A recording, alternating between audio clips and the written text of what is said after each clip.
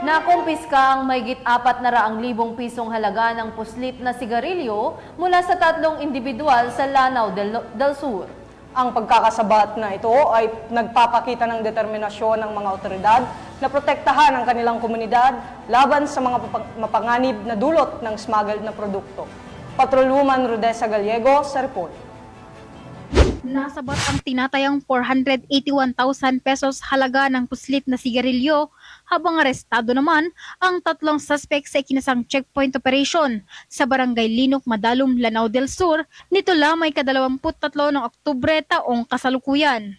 Kinilala ni Police Lieutenant Ray Brian T. Sepe, officer in charge ng Madalum Municipal Police Station, ang mga naarestang suspect na sina alias Abdul, 37 anyos, alias Jalani, 20 anyos at alias Halim, 18 anyos na pare-parehong residente ng Bacolod, Calawi, Lanao del Sur.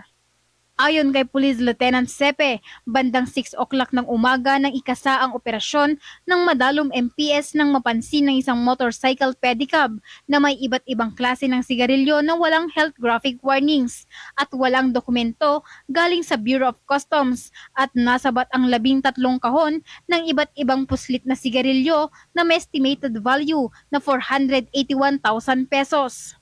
Samantala, kasong paglabag sa Republic Act 10643 o the Graphic Health Warning Law ang kakaharapin ng mga naarestang suspect at ang mga narecover na puslit na sigarilyo ay nasa kustodiya na ng Madalum MPS para sa dokumentasyon at tamang disposisyon.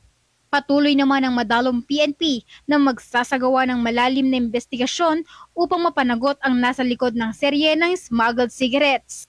Mula dito sa rehiyon ng Bangsamoro, ako ang inyong PNN correspondent, Patrolwoman Rodessa Gallego, alagad ng batas, tagataguyod ng Balitang Pulis.